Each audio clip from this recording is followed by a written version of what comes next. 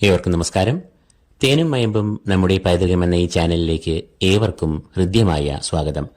1199 മേടം 1, അതായത് 2024 ഏപ്രിൽ 14 മുതൽ ഓരോ രാശിജാതരുടെയും ഒരു വർഷത്തെ വിഷുഫലങ്ങൾ എന്തെല്ലാമാണ് എന്ന് വിശകലനം ചെയ്യുന്ന ഈ പരമ്പരയിൽ ഇന്ന് നാം ഇടവക്കൂറുകാരുടെ വിഷുഫലങ്ങളാണ് ചർച്ച ചെയ്യുന്നത്. കാർത്തിക മുക്കാൽ, രോഹിണി, മകയിരം ആദ്യ പകുതി എന്നീ നക്ഷത്രങ്ങളാണ് ഈ രാശിയിൽ വരുന്ന നക്ഷത്രങ്ങൾ. ഇടവക്കൂറുകാർക്ക് ഈ ഒരു വർഷത്തെ കാലയളവിൽ ഗുണദോഷ സമ്മിശ്രമായ ഫലങ്ങളാണ് അനുഭവത്തിൽ വരാൻ പോകുന്നത്.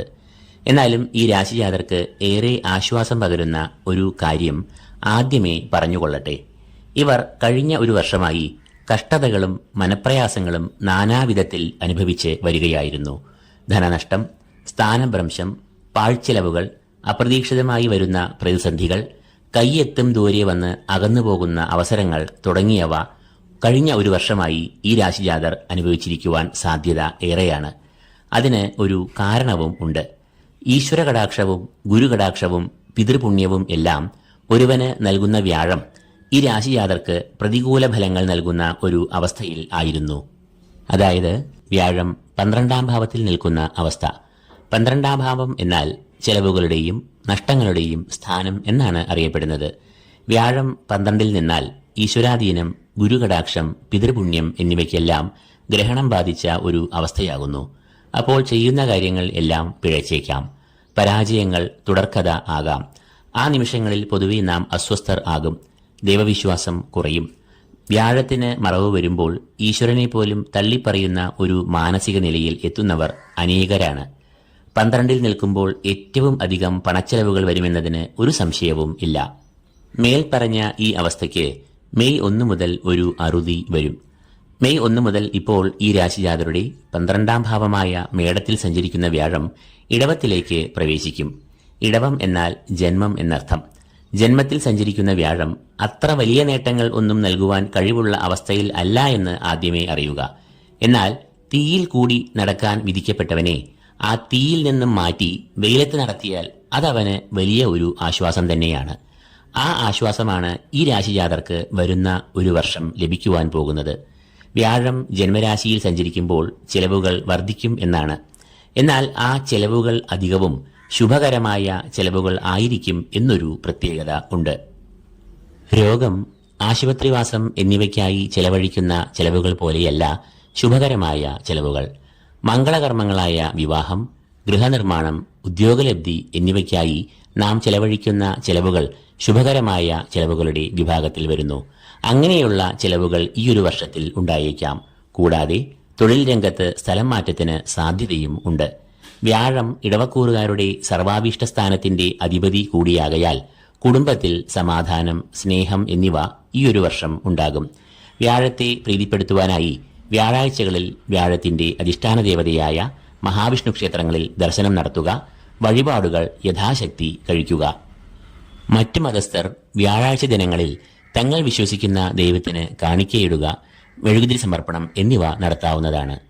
ഇടവക്കൂറുകാരായ ഈ രാശിജാതർക്ക് തൊഴിൽ മേഖലയിൽ ഗുണദോഷ സമ്മിശ്രമായ ഫലങ്ങളായിരിക്കും വരിക. ഇവരുടെ കർമാധിപനായ ശനി 10ാം ഭാവത്തിൽ നിൽക്കയാൽ ഇവർക്ക് കണ്ടകശനിയുടെ കാലം ആകുന്നു. ഇത് തൊഴിൽ രംഗത്ത് അസ്വാരസ്യങ്ങൾ, ശത്രുക്കളുടെ ദോഷം എന്നിവ ഉണ്ടാക്കുവാൻ സാധ്യത ഉണ്ട്. എന്നാൽ ശനി സ്വക്ഷേത്ര ബലവാനായി കുംഭം രാശിയിൽ നിൽക്കുന്നു എന്നത് ഇവർക്ക് വലിയ ഒരു ആശ്വാസം തന്നെയാണ്. കാരണം ശത്രുക്ഷേത്രങ്ങളിലോ അനിഷ്ടസ്ഥാനങ്ങളിലോ നീചക്ഷേത്രങ്ങളിലോ നിൽക്കുന്ന ശനി നൽകുന്ന കടുത്ത ദോഷങ്ങളെ അപേക്ഷിച്ച് സ്വന്തം ക്ഷേത്രത്തിൽ നിൽക്കുന്ന ശനി നൽകുന്ന ഫലങ്ങൾ ഏറെ കുറവായിരിക്കും. എങ്കിലും ശനിയാഴ്ചകളിൽ ശാസ്താവിന് നീരാജനം കഴിക്കുന്നത് ശനിദോഷം അകലുവാൻ ഏറെ ഗുണപ്രദമാകുന്നു. മറ്റു മതസ്ഥർ ശനിയാഴ്ചകളിൽ അതാത് വിശ്വാസപ്രകാരം പ്രാർത്ഥിക്കുക. ഈ രാശിജാതർ തങ്ങളുടെ സന്താനങ്ങളുടെ ആരോഗ്യം, പഠനം എന്നിവയിൽ നല്ല ഒരു ശ്രദ്ധ ഈ കാലയളവിൽ പുലർത്തേണ്ടതുണ്ട്. കാരണം ഇവരുടെ 5ാം ഭാവത്തിൽ കേതു നിൽക്കുന്നു. സന്താനഭാവം എന്നറിയപ്പെടുന്ന ഈ ഭാവത്തിൽ പാപഗ്രഹമായ കേതു നിൽക്കുമ്പോൾ അത് സന്താനങ്ങളുടെ ആരോഗ്യത്തെ പ്രതികൂലമായി ബാധിച്ചേക്കാം. കൂടാതെ അവർക്ക് വിദ്യയ്ക്ക് തടസ്സവും ഉണ്ടാകാം. മത്സര പരീക്ഷകൾക്കായി തയ്യാറെടുക്കുന്നവർ നല്ല കഠിനമായ പരിശ്രമം തന്നെ കാഴ്ചവെക്കണം. ഈ സമയത്ത് എടുക്കുന്ന നിർണായകമായ തീരുമാനങ്ങൾ അബദ്ധത്തിൽ ചെന്ന് ചാടുവാൻ സാധ്യത ഉള്ളതിനാൽ വിവേകപൂർവം വേണം ഏത് കാര്യവും ചെയ്യുവാൻ. കേതു 5-ൽ നിൽക്കുമ്പോൾ ഉദരവ്യാധികൾ, ഫുഡ് പോയ്സൺ എന്നിവയ്ക്ക് സാധ്യത ഉള്ളതിനാൽ ഭക്ഷണകാര്യങ്ങളിൽ ശുചിത്വം, മിതത്വം എന്നിവ പുലർത്തുക. കേതു 5-ൽ നിൽക്കുമ്പോൾ ഉണ്ടാകുന്ന തടസ്സങ്ങൾക്കായി മഹാഗണപതിയെ ധ്യാനിക്കുക. സ്വന്തം നാളിന് മാസത്തിൽ ഗണപതി ഹോമം നടത്തുക. ഇവർക്ക് അപൂർവമായ ഗുണഫലങ്ങൾ നൽകുന്ന ഒരു ഗ്രഹം ഉണ്ട്.